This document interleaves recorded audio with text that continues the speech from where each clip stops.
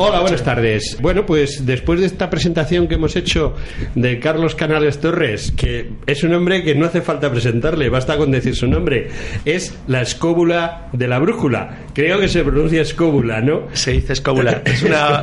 Está todo lleno de esdrújulas.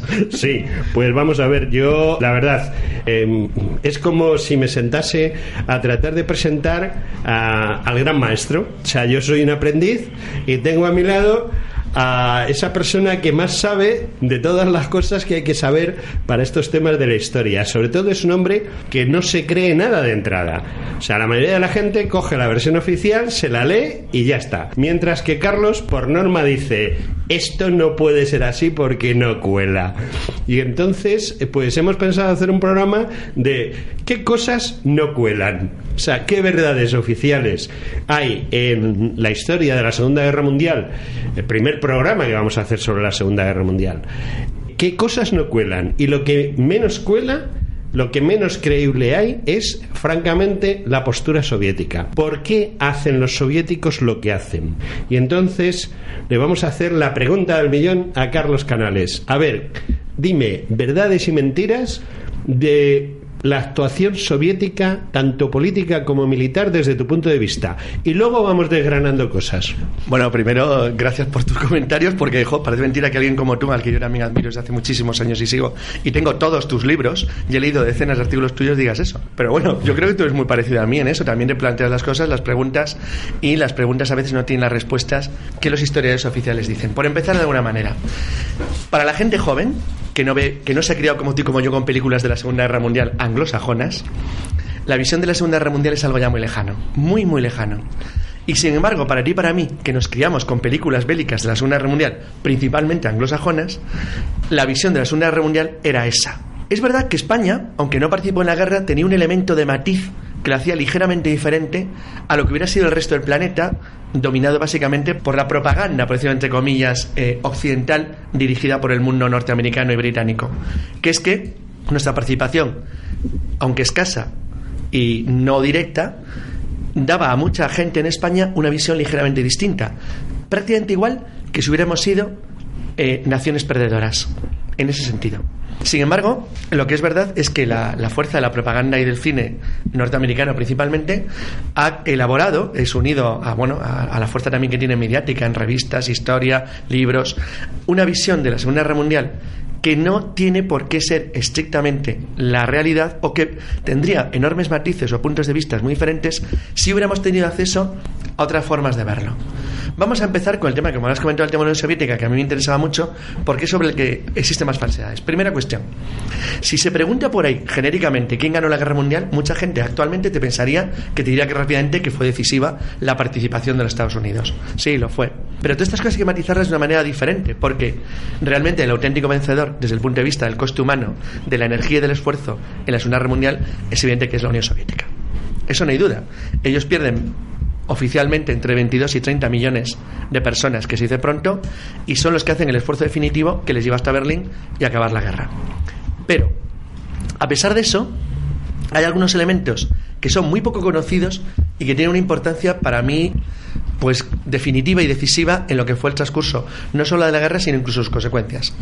Primero, ¿quién sabe ahora mismo, si le preguntamos a nuestros oyentes, qué fue la batalla de Khalkhin Gol o el incidente de Nomonham?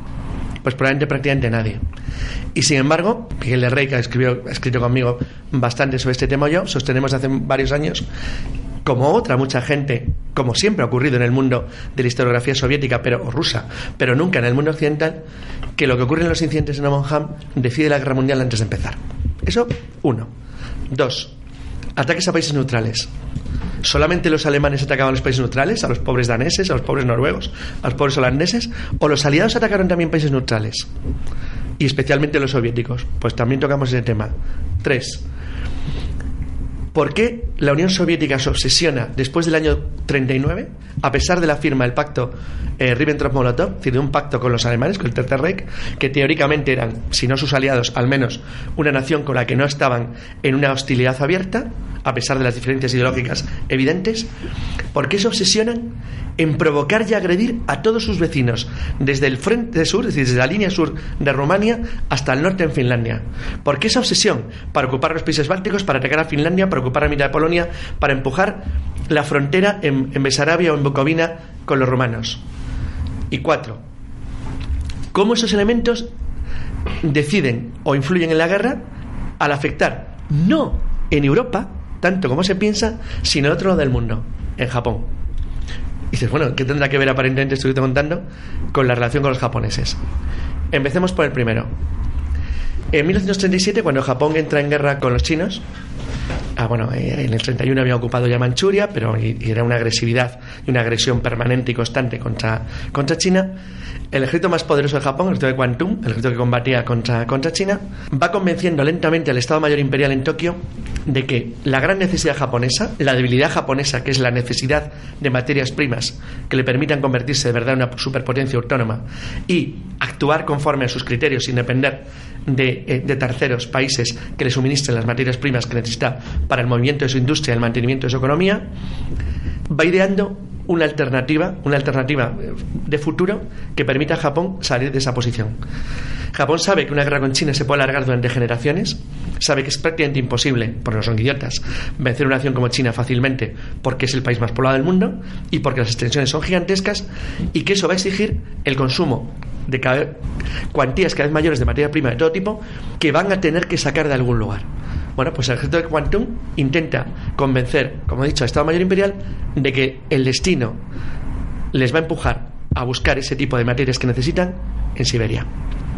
Una tierra inmensa, prácticamente despoblada, riquísima, con todo tipo de minerales y con cualquier tipo de elementos que pudieran necesitar, y defendida por una nación que durante la revolución había demostrado al ejército japonés que no era especialmente sólida, y con la que tenían, después de la victoria en la guerra de 1904-5, la idea absoluta de que eran muy superiores. Resumiendo, el ejército japonés de tierra considera que el objetivo para poder solucionar ese problema es atacar a la Unión Soviética. Por otro lado, hay otra idea, que es la idea que mantiene la Marina, la Armada Imperial Japonesa, que sostiene que los mismos problemas que detecta cualquier estratega japonés se pueden solucionar, pero no en el norte, sino en el sur. Es decir, obteniendo esos recursos y esas materias primas en las Indias holandesas, en la Indochina francesa o en las tierras que rodean el subcontinente indio en manos de los británicos, desde Malasia hasta Birmania. Es decir, proponen una acción de tipo naval y terrestre combinada, pero en el sur, frente a las viejas potencias coloniales europeas, en vez de ir contra la Unión Soviética en el norte. Esto, que genera en Japón un debate enorme durante una década, no se soluciona del todo bien hasta que hay un incidente. En 1938, las tropas japonesas que custodian la frontera con Mongolia, un estado satélite de la Unión Soviética, en manos de un régimen comunista desde la revolución, la Mongolia exterior, porque hay otra Mongolia interior china, pues que era un estado títere japonés, curiosamente, junto con el Manchukuo, tiene una serie de incidentes fronterizos con las tropas mongolas y con las unidades militares soviéticas ahí desplazadas. Los militares japoneses pueden ser cualquier cosa, pero blandengues no eran. Entonces, dada la situación en la que se encuentran, deciden tomar una respuesta, como llamaríamos, una acción de fuerza. Esa acción de fuerza, a la escala de los años 30, que ahora mismo estamos acostumbrados, es brutal. Es decir, desplazan varias divisiones, 3 divisiones completas, que tras una serie de incidentes fronterizos en una región llamada Khalkhin-Gol, es una de las denominaciones del incidente, también es conocido también por una referencia geográfica como incidentes en Omonham. Los japoneses, lanzan una incursión en profundidad sobre el territorio mongol, y eso les pone, claro, obviamente, les enfrenta con las tropas mongolas y con las tropas soviéticas que se encuentran en la región. Los incidentes en la frontera entre Mongolia y Manchuria se extendieron en varias etapas entre los años 1938 y 1939. Pero ocurrió algo muy curioso. Los rusos habían desplazado unidades acorazadas muy poderosas a la zona y estaban dirigidos por un mariscal, por un general que luego se convertiría en una leyenda de la Unión Soviética, que era Zhukov. Zhukov toma la decisión de plantar cara a los japoneses, aún al riesgo de enfrentarse con ellos en una guerra abierta, porque están convencidos que la superioridad mecánica y técnica de las máquinas nuevas creadas por la ya poderosa industria de la Unión Soviética se podía imponer a un ejército que, por muy poderoso que era, y ellos le habían conocido en 1904-5 cuando les pegó a los zaristas una soberana paliza en la misma zona, pensaban que la obsesión japonesa por su vinculación al valor humano, enfrentarnos a la tecnología moderna, dando por hecho que los rusos no tenían por qué ser cobardes, iba a inclinar la balanza a su favor. Durante un tiempo estaría en duda, y el Estado Mayor soviético también. Saben que se están enfrentando a la posibilidad de una guerra a gran escala en Oriente. Saben que la Unión Soviética desde la Revolución no ha tenido tiempo, a pesar de todos los esfuerzos, de recuperarse lo suficiente, y la base industrial poderosa que tienen, consideran que las armas que están probando en ese mismo momento en la Guerra Civil Española no están dando del todo el éxito que ellos han calculado. De hecho, esto coincide con la ofensiva de los primeros carros rápidos BT en el frente de Aragón, donde reciben una paliza monumental porque no hay doctrina táctica de cómo usarlos, donde se equivoca claramente el mando republicano español y sus asesores rusos, y donde realmente el Ejército Nacional de Franco consigue desbaratar una ofensiva de una maquinaria muy superior de una manera relativamente sencilla. Son también conscientes en los análisis que hacen que, a pesar de que su material blindado es superior al alemán y al italiano, que tampoco está siendo decisivo en los campos de batalla de una manera directa, tal vez porque no están interpretando bien las tácticas ni la forma de emplearlo. Pero en cualquier caso, ellos consideran que el riesgo que tienen de enfrentarse con un ejército japonés como el Kwantung, que era el ala dura del ejército imperial japonés, era un riesgo excesivo para tropas no demasiado fogueadas y tampoco bien entrenadas, o por lo menos no acostumbradas a una guerra como la que llevan los japoneses ya librando durante varios años en China. Consecuencia, hay dudas y miedo. No obstante, los primeros combates parecen inclinarse de una manera tan clara hacia el lado soviético que Zhukov le pide autorización a Stalin de dejarle emplearse a fondo, y la autorización se concede. En unos combates terroríficos, 3 divisiones japonesas son rodeadas completamente por las tropas soviéticas y mongolas en una extensión de varios kilómetros en la frontera entre Manchuria y Mongolia. Ante la situación que se da, el mando soviético le ofrece a los japoneses la posibilidad de rendirse. Los japoneses se niegan, y los soviéticos, en unos combates terroríficos, aniquilaron completamente las 3 divisiones japonesas. Es posible que los japoneses tuvieran 80.000 bajas en los incidentes, entre comillas, de Nomonhan. El desastre fue tan monumental que a Japón le entró un pánico absoluto a la posibilidad de un enfrentamiento en la frontera del río Amur-Usuri con las tropas soviéticas. Ese pánico que los japoneses, obviamente, los militares japoneses, que eran tipos duros, pero duros de verdad, no podían reconocer, les lleva a un problema, y es que la Marina empieza a ganar la partida. Y en el año 40, porque los juegos de guerra, los wargames del Estado Mayor Imperial japonés, como los de cualquier otra gran potencia, se circulaban en varios sentidos, les hace pensar que a lo mejor la solución sur es más cómoda, y que es mejor intentar capturar las materias primas en los territorios coloniales holandeses, franceses y británicos del sureste de Asia y no enfrentarse con los soviéticos. Con lo cual llegan rápidamente a un acuerdo con Rusia, ese acuerdo se firma y hay una especie de pacto de no agresión en el 40 que luego es refrendado unos años después en plena Segunda Guerra Mundial. Luego veremos que esto tiene un impacto decisivo en la Segunda Guerra Mundial. Pero antes, un pequeño detalle. La Marina Imperial japonesa sabía perfectamente que si quería atacar las Indias Orientales holandesas, la Indochina francesa y el territorio británico que rodea el subcontinente indio, es decir, Birmania y Malasia, necesariamente tenía un pequeño escollo, es que en medio está Filipinas. O sea, si tú quieres llegar allí, tienes Filipinas con las bases de Clara y Subic Bay al lado y tienes Hong Kong enfrente. Claro, eso significa una guerra con los Estados Unidos. Con lo cual, lenta y tranquilamente, la Armada japonesa vuelve a poner en marcha los proyectos que ya tenía desde el principio de los años 30 de lanzar un ataque decisivo al estilo de Port Arthur, porque realmente Pearl Harbor es una copia exacta de lo que hacen en Port Arthur en 1904, que es un ataque por sorpresa sin previa declaración de guerra. Y buscan como objetivo el mismo que en Port Arthur. En Port Arthur era destruir la flota rusa zarista de Extremo Oriente. En el caso de Pearl Harbor, atacar el núcleo principal de la Fuerza Naval Norteamericana en el Pacífico, en su base principal en las Islas Hawái. Esto lo dejo aquí porque, como luego veremos, este pequeño incidente con 80.000 muertos, va a decidir la Segunda Guerra Mundial antes de empezar. Pero la va a decir 3 años después, cuando los alemanes se encuentren a exactamente 30 kilómetros de Moscú. Esto es el primero de los mitos anglosajones de la historia. Digo anglosajones porque son los que lo han infundido al mundo entero, que ha cambiado la visión de la Segunda Guerra Mundial y que no se ajusta a la realidad. En realidad, Japón, cuando ataca a Estados Unidos y al Reino Unido el 7 de diciembre del 41, lo que está haciendo es la medida para ellos más cómoda, porque quien les da miedo no es enfrentarse a Estados Unidos y al Reino Unido, que lo que les da miedo es enfrentarse a la Unión Soviética en el Amur-Usuri.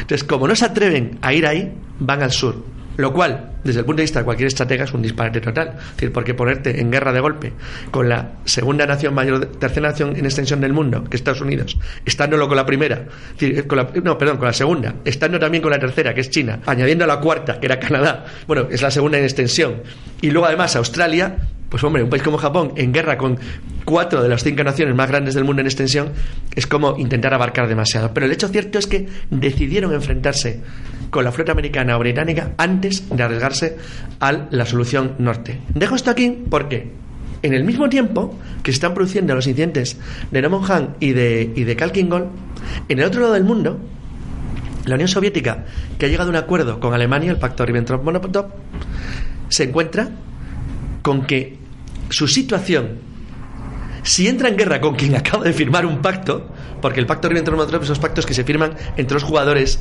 de cartas que saben que van a jugárselo todo al final a muerte, pero que están esperando el momento más adecuado para cada uno, que se respetan, pero son como los mafiosos que se parten un territorio, pero al final se van a matar. El caso es que Stalin rápidamente establece un sistema en el año 39, cuando Alemania invade Polonia, y es que no solamente no defiende a Polonia, cosa que por supuesto no tenía ningún interés, ¿no?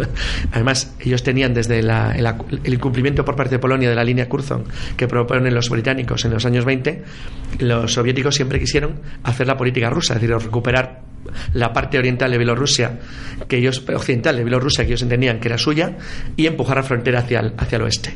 Como es bien conocido, a mediados de septiembre del 39 los soviéticos ocupan una parte enorme de Polonia. O sea, al mismo tiempo que Polonia está invadida por los alemanes, ocupan el resto. De esa manera mueven la frontera unos cientos de kilómetros hacia el oeste. Pero al mismo tiempo, en el año siguiente, ocupan los países bálticos, Estonia, Letonia y Lituania, con lo cual vuelven a coger de nuevo la frontera de la Rusia zarista frente a la Prusia oriental alemana.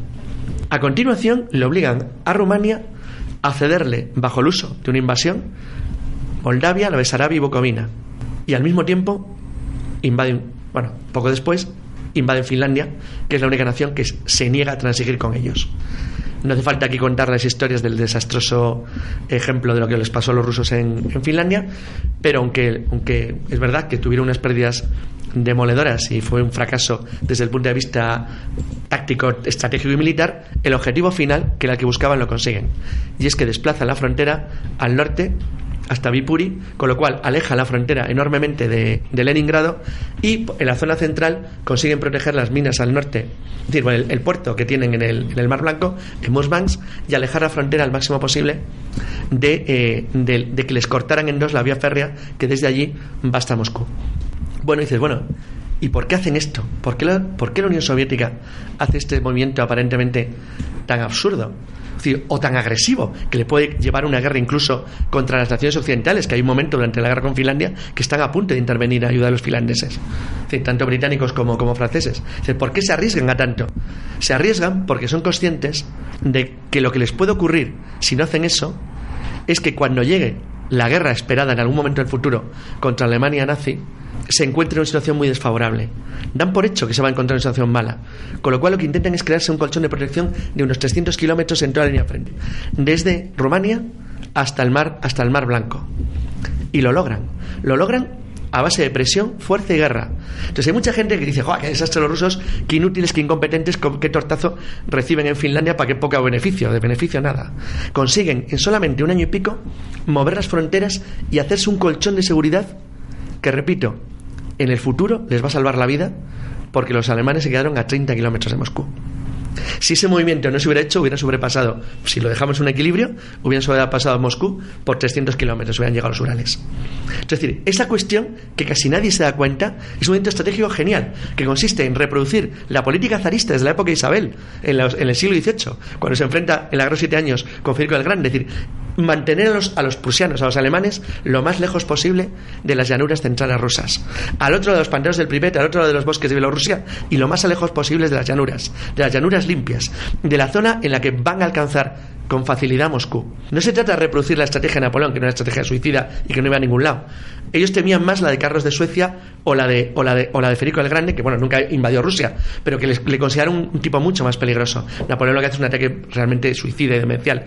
Pero el caso, por ejemplo, de Carlos XII de Suecia, sí, porque amenaza directamente el poder central ruso. Entonces, Stalin era consciente, como todo el bando soviético, que un ataque alemán en profundidad ellos estaban bastante convencidos de que la cosa no les iba a ir tan mal como les fue. O sea, no pensaban que iban a sufrir el desastre que sufrieron en el año 41 o en el 42. O sea, nunca se lo imaginaron. Pero por lo menos lo hicieron razonablemente bien. Tercer mito, el tema de los neutrales, porque también implica la Unión Soviética. No, es que los alemanes atacaban países neutrales. A la pobre Checoslovaquia la obligaron a entregar todo su territorio. A los polacos, fíjate cómo los invadieron. Todo el mundo olvida que los polacos eran igual de malos que ellos, que se había quedado una parte de Eslovaquia, que habían amenazado a Lituania y le habían quitado su capital histórica. Bueno, que eran iguales, igual que casi todo el mundo en los años 30. Estos tíos malvados que invaden Noruega, que invaden Dinamarca, que ocupan la pobre Bélgica, a los pobres holandeses. Bueno, pues porque los otros no podían.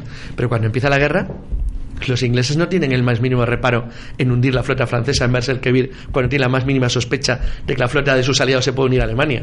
La hunden entera y les da igual. Es decir, exactamente igual cuando la Unión Soviética se da cuenta que la ruta de convoyes que va por el mar Ártico está siendo hecha pecadillo por los submarinos alemanes, necesitan un lugar por el cual les pueda llegar la ayuda occidental. ¿Cuál es el primer lugar que buscan? Irán. Dice, bueno, si ocupamos Irán, los ingleses pueden llegar por el Golfo Pérsico y nosotros recibiremos toda su ayuda por una zona totalmente alejada, tanto de alemanes como de japoneses. O sea, es que hay un problema, es que Irán es neutral. ¿Y a quién le importa eso? Problema suficiente para que los soviéticos y británicos atacaran Irán y lo ocuparan. La partieran en dos y se la repartieran para tener una vía libre de comunicaciones que les permitiera mandar el vital suministro que no podía llegar por el Mar Blanco por una vía completamente segura. Bueno, este tipo de cuestiones, que he puesto solamente porque tampoco podemos estar así toda la vida hablando, pero podríamos ir un buen rato, pero yo creo que son una serie de cuestiones básicas para poder entender que muchas veces las cosas no son como se piensan. De hecho, y vuelvo ahora al principio de todo, cuando el 7 de diciembre del 41 los japoneses bombardean Pearl Harbor, en ese mismo momento las vanguardias acorazadas alemanas están a menos de 40 kilómetros de Moscú, en pleno invierno ruso. Es decir, era otoño, pero en pleno invierno ruso. Es decir, el caso es que esos 30 a 40 kilómetros a los que se acercan, es cierto que el mando soviético sabe enseguida, muy pronto, que Japón no les va a atacar, lo sabe por Richard Sorge, famoso espía que tienen infiltrado en la embajada alemana en Tokio, pero durante un momento Stalin tiene la duda: ¿y si los japoneses que acaban de lanzarse contra Estados Unidos e Inglaterra además nos atacan a nosotros? Pues a pesar de lo brillante que hubiera podido ser la resistencia soviética en el Amur Usuri frente al ejército de Kwantung, yo creo que si en el año 41, en diciembre, Japón cruza el río y ataca a las tropas soviéticas en Mongolia y Siberia, probablemente hubiera colapsado las defensas soviéticas y probablemente la guerra se habría acabado. Se habría acabado con seguridad. El no hacerlo hace que Stalin pudiera mandar varias decenas de divisiones siberianas al frente de Moscú en el momento decisivo y en la hora decisiva. Eso decide, y ya da igual todo lo que ocurre después, la Segunda Guerra Mundial. Algo tan sencillo como eso, que Japón en ese mismo momento no se atreve. La consecuencia, la historia da muchas vueltas. La ofensiva rusa contra los japoneses en el 45, después de la ruptura del pacto en agresión, cuando la Unión Soviética sabe que Japón va a colapsar, Stalin había llegado a un acuerdo con los aliados occidentales según la cual atacaría a Japón medio año después, 6 meses después de la rendición de Alemania. En realidad lo hace antes. Alemania se rinde el 8 de mayo, los rusos estaban solo 3 meses en hacer sobre a Japón. Pero ¿lo hacen de qué forma? El ejército de Kwantung tenía 1,5 millones de soldados. Lo barrieron en 15 días. Es la mayor derrota de la historia de la humanidad. Y casi nadie la concibe como tal. La ofensiva de agosto en Manchuria, tormenta de agosto, es la mayor derrota sufrida por un ejército en la historia de la humanidad. Nunca un ejército tan grande y poderoso ha sido destruido de una forma tan rápida. De hecho, el shock fue tal que durante años después, para los aliados occidentales, el modelo de ataque a Manchuria fue lo que ellos sospecharon siempre que haría el Pacto de Varsovia sobre Europa Occidental. Es cierto que luego probablemente hemos sabido después de la Guerra Fría que los rusos eran más bien un tigre de papel, o sea que no eran tanto como ellos mismos creían. Pero el miedo a lo que ocurría lo mismo que en el Manchukuo en el 45 afectó de manera decisiva toda la estrategia occidental durante todos los años 50 y 60 y 70 incluso, donde se pensaba de verdad que los soviéticos y sus aliados intentarían llegar a París en 48 horas. Pero es que claro, es decir, la escala del ataque monumental en Manchuria, en la Mongolia Interior y en Corea por parte del ejército soviético en el 45 es realmente espectacular. Entonces, ¿cómo se puede tener tanta superioridad tecnológica, material, incluso mental, sobre alguien que, repito, es decir, que los japoneses son todo menos blanditos? Y de hecho hay un incidente pequeñito, que lo dejo como curiosidad. La última batalla de la Guerra Mundial, la última batalla de la Segunda Guerra Mundial, es Sun Tzu. Sun Tzu es una isla pequeñita, de esas Kuriles, que está enfrente de Kamchatka, que es el único asalto aeronaval soviético de la Segunda Guerra Mundial, estilo los de los americanos en el Pacífico Central, Sur o Medio. Fue una batalla brutal, especie de Iwo Jima en miniatura, donde los rusos lo pasaron fatal. Entonces, lo cual demostraba que no se trataba tanto de la capacidad japonesa de resistir, sino de la incapacidad de hacerlo con los medios que disponían frente a algo a lo que no se podían enfrentar. Todas estas cositas que te he dado así como una especie de pinceladas, creo que son muestras bastante pequeñas de que la historia que nos cuentan se aleja mucho realmente de la realidad de cómo fueron las cosas. Así yo creo que con esto, pues ahora podemos empezar si quieres un debatillo o algo así. Me has dejado totalmente anonadado. Mi debatillo es muy fácil, porque te voy a hacer 2 o 3 preguntas. La primera es, ¿por qué razón nos venden los británicos y norteamericanos otra versión de todo esto que tú has contado? Porque tú me has contado qué es lo que pasó realmente con los soviéticos, qué hicieron realmente los soviéticos, etcétera. ¿Es el miedo a esa invasión de Europa lo que hace que los británicos y norteamericanos nos vendan otra moto diferente? Yo creo que no, porque ahora es bien sabido actualmente, que con mucha documentación desclasificada, ahora se sabe que Churchill quiso continuar la guerra. Churchill, después de ocupar Alemania, quería atacar la Unión Soviética. Quiso. Tanto él como Patton eran los dos halcones grandes. Patton era un generalillo, pero Churchill no. Otra cosa es que Churchill ya no tenía ni siquiera capacidad y conciencia del hecho polvo que estaba el Reino Unido. Es verdad que el ejército británico en el 45 era una máquina bastante engrasadilla, pero Inglaterra no tenía ni fuerza ni capacidad mental para continuar, y los propios norteamericanos tampoco. No, ellos querían, o sea, Churchill nunca le gustó la Unión Soviética, siempre la quiso destruir, pero tú no puedes vender al público del mundo que la guerra te la han ganado otros. La guerra tienes que ganar tú. Los americanos, que tienen 300.000 muertos, o sea, es una guerra mundial. Los rusos 30 millones. O sea, es que es como de broma. Sí, es que, pero claro, dices, bueno, ¿y cuántos alemanes mataron los rusos? Hombre, si contamos bombardeos a ciudades, que es lo que los americanos hicieron bien, pues sí, machacaron un montón de gente, pero quien mata a alemanes de verdad también son los rusos. O sea, mueren y matan ambos. O sea, el frente que decide la guerra mundial es el frente del este. Eso lo sabe todo el mundo. Pero claro, queda mucho mejor y más bonito decir que todo se decide en Normandía, gracias a que los americanos intervienen. Pues no. A mí me llama la atención poderosamente lo que acabas de decir. O sea, Churchill no tuvo bastante con Gallipoli. ¿Quería otro Gallipoli? Churchill quería continuar la guerra. Ahora se sabe perfectamente. Churchill quería continuar la guerra contra la Unión Soviética. Si no podía. O sea, si es que el Reino Unido no tenía ni siquiera capacidad, pero ni siquiera energía, pero estaba hecho polvo como país. Sin embargo, su obsesión era tan enorme que es que él estaba convencido de que si no lo hacía, eso iba a acabar mal. Y fíjate que él lo planea y lo propone antes incluso del lanzamiento de la bomba atómica. O sea, él no conoce la detonación de Alamogordo en Nuevo México, que si lo hubiera conocido probablemente hubiera insistido aún más. Es decir, pero hubo como que demostrarle que era imposible llevar. Es curioso que también que el único halcón que había entre los generales de batalla americanos, que no de alto rango, pero sí de popularidad, que murió casualmente en un accidente, que es Patton, quería exactamente lo mismo. Entonces, hay una serie de cuestiones ahí extrañas que nunca han sido aclaradas bien, porque ellos estaban convencidos de que un ejército, bueno, Churchill, los americanos en absoluto, pero algunos británicos pensaban que los alemanes se los podía incluso utilizar todavía, es decir, como contra su enemigo atroz del este. Pero realmente ahí era desconocimiento de la pura realidad, de lo que estaba ocurriendo. La Unión Soviética hubiera afrontado, sin ninguna duda, una guerra contra Occidente en el 45, ya de perdidos al río, dado como estaban. Pero la verdad es que hubiera sido para el mundo, que ya estaba hecho polvo, eso hubiera sido ya absolutamente demencial. Realmente el problema de los aliados occidentales en el 45 es que habían cedido ya todo ante Stalin, habían cedido ya en Yalta, ya daba igual, pero porque nunca estuvieron de acuerdo ni estuvieron dispuestos a arriesgar las vidas de sus ciudadanos al mismo nivel que las arriesgaban los soviéticos. O sea, esta es la realidad. Es decir, los británicos y los americanos, procedentes de una sociedad, bueno, pues liberal, democrática, moderna, hombre, a la gente no le hace mucha gracia que le incenen viva, la machaquen. Lo haces en la justa medida de lo que tu país necesita, pero no más allá. La Unión Soviética, como la Alemania nazi, gente dispuesta a morir, o sea, claramente por una causa sin dudar, además, y eso es una diferencia importante.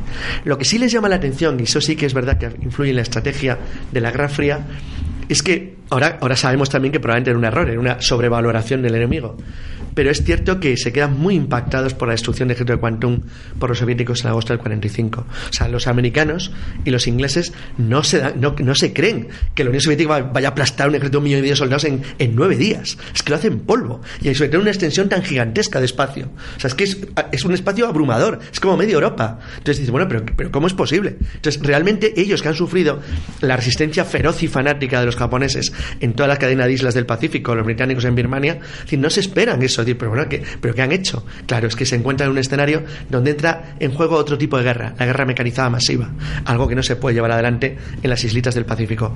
Por eso es verdad lo que he dicho al principio, antes, los rusos se enfrentan con una notable oposición en las Kuriles, en Sunsu, pero machacan cualquier resistencia japonesa en la zona de llegan a Harbin en horas, y a Pyongyang igual, o sea, no tardan nada, o sea, el frente japonés se hunde completamente. Hay una cosa que, mira, me surgen tantas preguntas que es imposible. Me acabas de decir, esta batalla la ganan los rusos por su capacidad de movimiento de mecanizado acorazado. Sí, es un asalto retransportado también, claro. Y es un asalto retransportado. Ellos lanzan paracaidistas en las zonas de retaguardia para ocupar los aeródromos japoneses en retaguardia para intentar conectar con las puntas de lanza acorazadas que van hacia allí. Entonces, realmente, es que sí, claro, que lo han aprendido a base de la dura enseñanza de enfrentarse a los Panzer alemanes, que eso estimula bastante la imaginación y te endurece el carácter un poco. O sea, la verdad es que es una cosa... No, está claro, porque vamos a ver, lo que me estás contando es que Zhukov, que para mí es seguramente de los 3 generales más importantes, 2 alemanes y 1 ruso. Bastein, a ver, dime qué son los otros. Sí. Entonces, Zhukov es un tipo que luego va a ser defenestrado porque, claro, le hacía la sombra a Josip Besarovich, ¿no? Bueno, no se atrevieron tampoco a matarlo, pero por lo menos sí la apartaron un poquitín. Lo quitaron de en medio. Sí, para no molestar mucho. Discretamente. Una dacha, pero en un retiro agradable. Pero vamos, me estás diciendo que, claro, Zhukov aprendió muchísimas cosas en Kursk y en el resto de la guerra, por supuesto. Sí. Y todas esas enseñanzas las utilizó contra los japoneses. Las había usado ya en el 37, pero claro, la guerra mundial le permitió aprender muchísimo más sobre el movimiento de masas mecanizadas, algo que él no tenía en el 38. Uh-huh. En Khalkhin Gol simplemente utiliza la fuerza bruta, o sea, es decir, tengo algo que los japoneses no tienen, los aplasto. Pero en el 45 no, el 45 había aprendido un montón. Entonces, claro, además no se puede comparar un BT-7 del año 38 con un Stalin, con un JS-1 del 45. Sí, era un bicho ya con caños 120 milímetros. A los T-34 que habían evolucionado brutalmente. Sí, eran los T-85 los peor que tenían, porque ya los JS-1 y algunas cosas de cañones autopropulsados o de sistemas de saturación,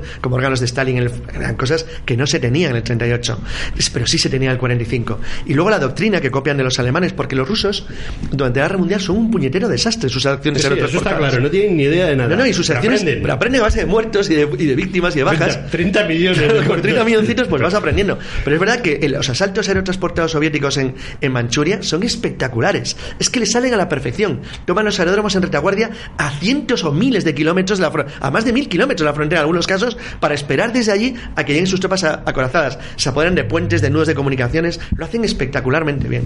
Sí, o sea, es curioso que la gente saca a Hitler que le importaba un pimiento la vida de sus hombres y sin embargo él tiene un desastre en Creta por mala suerte, o sea, sí, suspende para siempre planificado, lanza a sus paracaidistas y es un desastre pero por mala suerte, ¿no? Sí, pero es un desastre que tiene, digamos, su objetivo táctico lo logra, estratégico, que ocupan Chipre, pero en Creta, en tanto que los soviéticos, sus unidades aerotransportadas, cuando las usan son siempre un fracaso total, menos en Manchuria. Ya, pero es curioso, Adolfo dice no voy a perder ni un solo soldado más tontamente.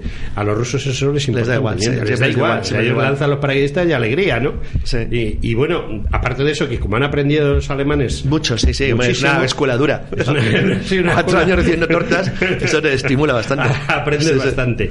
Luego hay una cosa que me ha llamado mucho la atención, ese generalillo que se llama Patton.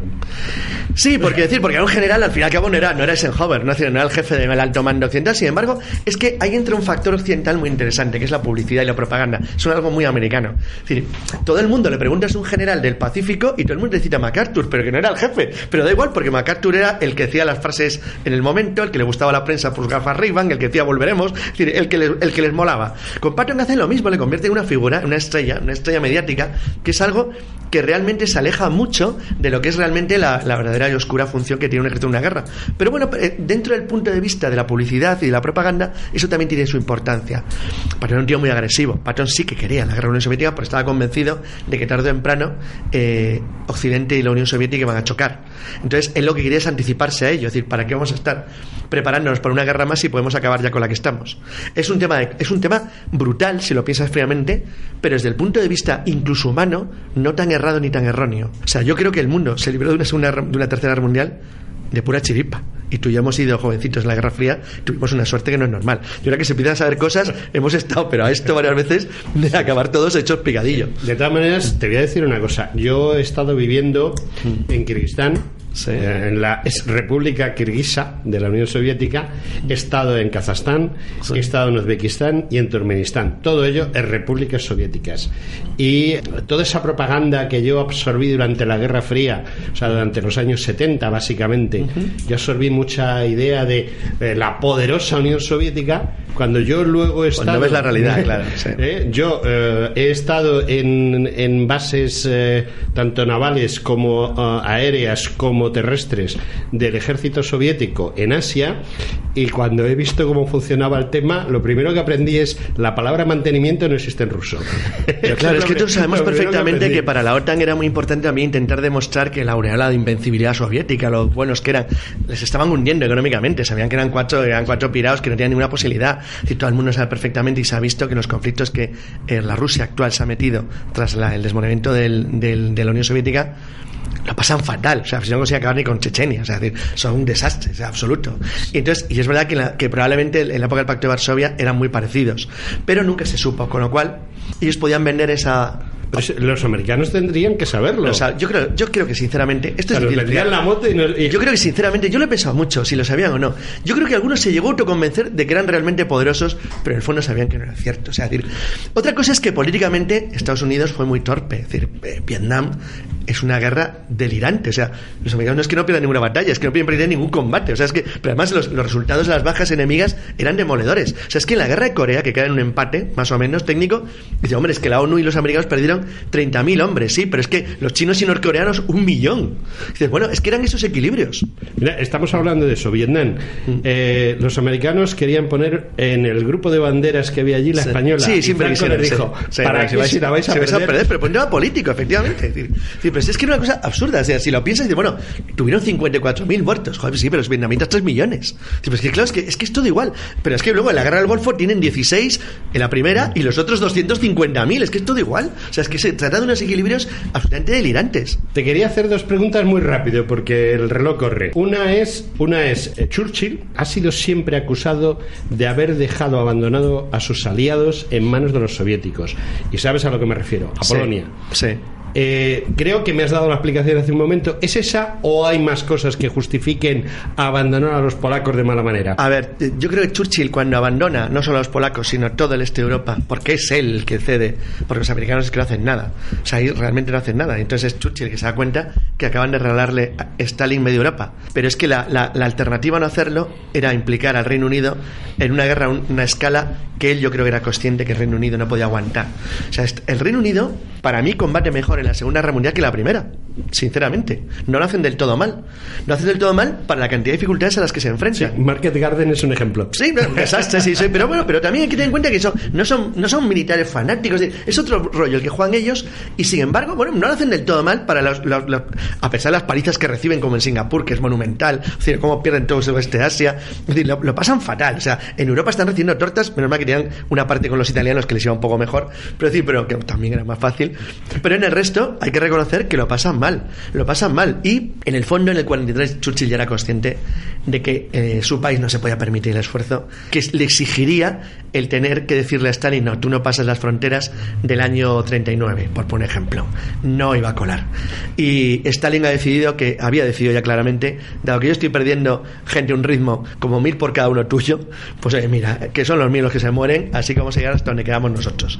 Y no hubo forma de decirle que no. O sea, yo creo que Churchill toda su vida lamentó lo que había ocurrido en Yalta, pero también yo creo que era consciente de que su chulería, que era muy notable, no estaba al alcance de sus posibilidades. Su ginebra también era muy notable. Sí, bueno, y escribía muy bien, era un tío muy culto y muy inteligente, pero vamos, y tuvo un momento de grandeza notable que yo siempre se lo reconoceré, es decir, creo que es una figura interesante en ese sentido, pero era consciente también de que era el líder no de un imperio, sino de un paisito europeo pequeñito que al lado de Rusia no era nada. Te voy a hacer un inciso a tu discurso y es lo de los italianos.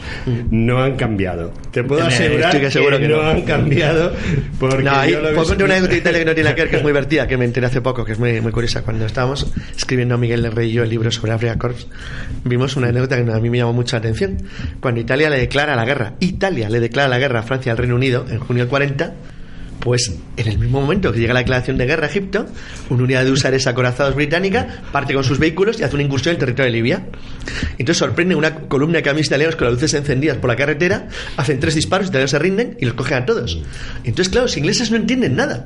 Dice, pero ¿no son ellos los agresores fascistas que nos acaban de declarar la guerra? Y entonces un inglés dijo una frase genial, dice, los italianos nos acaban de declarar una guerra que no tienen ningún interés en combatir. Entonces, bueno, pues, ¿dónde está el truco? Aquí hay algo que está fallando. Una última cosa muy importante. A ver. Has hablado de Álamo Gordo. Y ahora te digo yo, ¿tú has oído hablar del submarino U-235 que partió 34. de Noruega? Perdón, 234, sí, claro. Que llevaba material U-235. Sí, yo tengo mi propia teoría, que es la que expresamos en el libro nuestro sobre... Pero si tú tienes una docena de bombas atómicas listas para usar, te cuento. que van en el ¿sabes submarino? Que una parte... No llevan bombas atómicas. A ver, el U-234 que se rinde a los americanos en pleno mar, y iba camino a Tokio por cambio de inmunidad. Es que nosotros estamos bastante cercanos a la teoría oficial. Es verdad que llevaba material radiactivo, llevaba uranio 235, lo llevaba, y había japoneses dentro de ese submarino, porque el destino de ese submarino era Tokio. Al tener noticia del final de que Alemania se ha rendido, los japoneses del barco, teóricamente, según el informe alemán, se suicidan. Según lo más probable es que los propios alemanes pensaran que había 2 opciones: o llegar hasta Japón o entregarse a los americanos, que sería más conveniente, que es lo que decían hacer. Yo soy de los que creo que hay fundadas razones para pensar que acabaron con los japoneses y punto, le echaron al agua y se acabó el rollo. Nadie puede decir lo contrario, ni tampoco, no hay manera de saber la verdad, pero lo que es verdad es que se entrega a los americanos. La cuestión es, ¿era para fabricar bombas atómicas ese uranio? Yo creo que no. Yo creo que lo que los alemanes dijeron era lo correcto. Creo que no lo sabían. Creo que realmente lo que buscaban era utilizar el uranio 235 para la fabricación de combustible sintético para motores de aviación. De hecho, el submarino llevaba no solamente varios planos, sino elementos de construcción del Messerschmitt 262 y de bombas volante tipo V1. Llevaba creo desmontado un avión. Sí, un Messerschmitt 262 desmontado entero, y los planos de construcción de bombas volantes. Entonces estaba claro que también mecanismos de fabricación de gasolina sintética. Los americanos, sin embargo, el uranio 235 que llevaba el submarino sí lo utilizan. En parte se utilizó para la bomba, no para la de Álamo Gordo, sino para la de Hiroshima. Se utilizó parte del contenido o de la capacidad. O más o menos, por lo menos se le dio una utilización militar, claramente. Hay un hecho, sin embargo, muy poco conocido, que eso sí que merecía la pena un programa, que es el intento alemán de sabotear las instalaciones de Oak Ridge en Tennessee, donde se construye el primer central nuclear del mundo. Las intentaron atacar con un comando que se embarcan en las costas del norte de Estados Unidos en el 44. Es una historia fascinante, absolutamente alucinante, lo cual significa, historia al margen de que fue bastante chapucera y bastante cutre, pero significaba que lo sabían. El hecho de que lo supieran es una cosa que cuando se habla de esta operación, que es bastante conocida, sin embargo nadie habla de que para mí lo fascinante es que lo sabían. ¿Cómo sabían que había un reactor nuclear en Oak Ridge? Es decir, ¿por qué sabían? Y sabían el objetivo de lo que buscaban. Lo cual quiere decir que esto entraríamos en la famosa leyenda de si era o no era Heisenberg quien se ocultaba detrás del famoso y enigmático nombre de Klingsor, el mago del señor del anillo de los Nibelungos, que era el nombre clave del asesor científico de Hitler, y que actualmente, con lo que se conocemos, todo parece indicar que es muy posible que fuera Heisenberg. Si era así, a Werner Heisenberg nunca se le hizo caso, porque Werner Heisenberg sí creía en la posibilidad de la fabricación de un arma atómica, un arma nuclear táctica, que hubiera cambiado la historia del mundo, obviamente.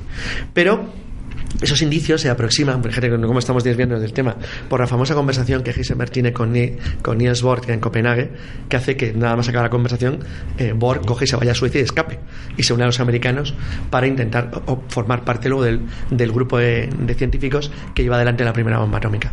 La verdad es que es una cosa que merecería un programa entero, de las operaciones secretas alemanas poco conocidas. Veamos, me estás hablando de Paperclip, de los 250 de Paperclip. Claro, pero Paperclip escogen después, cuando la guerra ha acabado ya. ¿No cogieron a nadie antes o no entran en No, ese Paperclip juego? lo empiezan. Paperclip se pone en marcha en el año 44 cuando los americanos saben. En realidad nace después del ataque de comandos británicos, que eran noruegos, contra Norsk Hydro. Norsk Hydro era la central de fabricación de agua pesada noruega que generaba óxido de deuterio.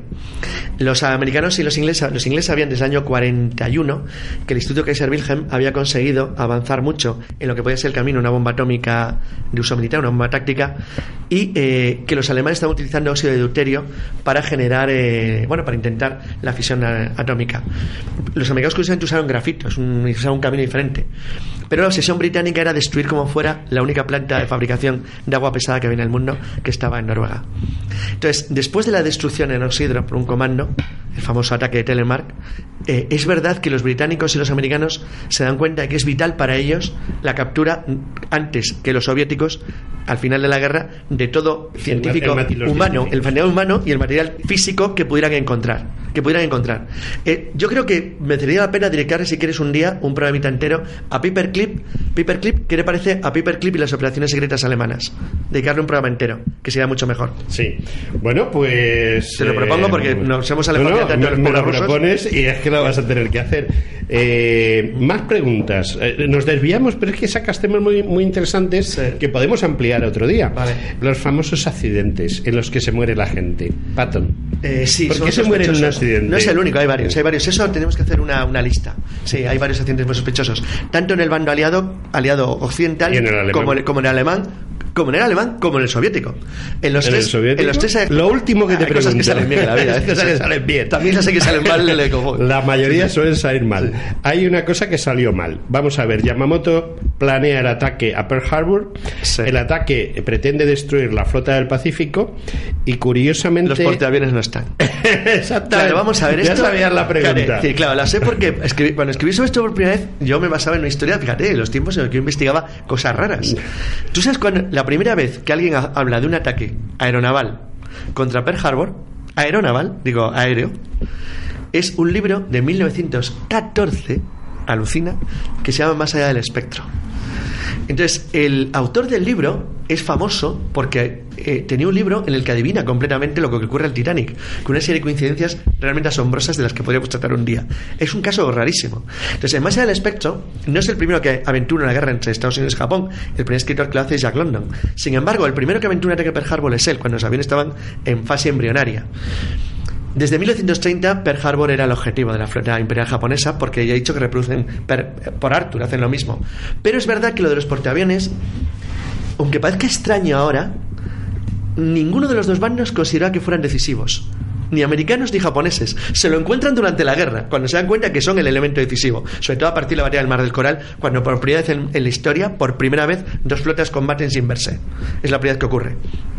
Yo creo que no, que realmente hay un factor de casualidad en el tema de los portaaviones y hay un factor de error japonés porque no intenta acabar luego con ellos. Es decir, los japoneses son conscientes de que han hecho tal barbaridad que les da hasta miedo. O sea, Japón tiene un cierto miedo en el año 41, en diciembre del 41. No saben qué hacer muy bien. No saben qué hacer muy bien porque se han metido en un lío tan gordo que dices, bueno, ostras, la que acabamos de hacer. Es como cuando tú, no sé, le pegas a un tipo que mide 2,20 metros y pesa 180 kilos y te das cuenta que le has pegado un puñetazo. Y dices, me va a responder, ya verás que lo vamos a tener y voy a acabar mal. Y esa duda a Japón le mata. Bueno, pues estaríamos horas y horas y horas hablando contigo y te emplazo aquí para 3 temas. Venga, apunta, toma nota. Toma nota, ya te emplazo dentro de un mes. Vamos a darte cancha porque te has destrozado la garganta. Y bueno, pues quiero despedirme de ti. Mi despedida, lo más importante es: te agradezco enormemente el espaldarazo que me das al venir aquí. Somos amigos hace mucho tiempo. Sí, pero vamos. Años ya, muchas mil ya detrás. Carlos, vamos a ver. Cuando se habla de ti, se habla de una persona que lo sabe todo. Y entonces, el que hayas venido aquí a mi programa a hablar conmigo de todas estas cosas que la gente, el 99.9% de la gente, no sabe ni de qué va y que sorprendes, pues lo único que puedo decir es Gracias, maestro, Gracias a y ti. estoy a tus órdenes. Y venga, a ver, propon 3 temas. Te los propondré. Venga, ok. Muy bien. Primero vuelvo a oír el programa y cuando oiga el programa te sacaré, no 300, pero bueno, Vale. cogeremos 3 temas. Pues hecho. ¿Te parece? Sí, perfecto, Bueno, pues sin problemas. hasta el próximo día y muchísimas gracias. Nada, gracias a ti y hasta pronto. Hasta luego.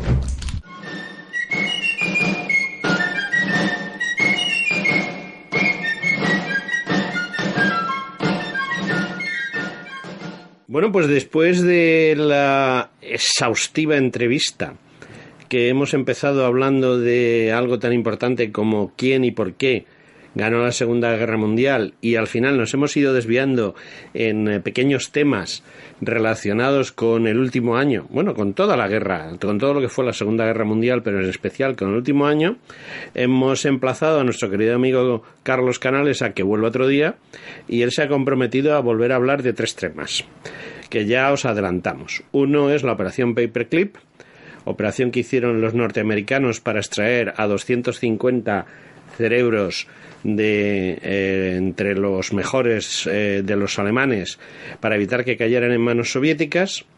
Otro es sobre la bomba o bombas atómicas y la central nuclear existente en Estados Unidos, y otro es sobre la guerra en el Pacífico y sobre Pearl Harbor, pero no sobre lo que es el Pearl Harbor que todos hablamos, sino sobre todo lo anterior, lo que sucedió alrededor y las consecuencias.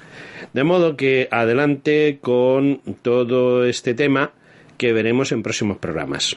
Esperamos aquí a nuestro amigo Carlos Canales, que se ha comprometido hace unos momentos, como habéis oído, en volver a hablar con nosotros de todos estos temas.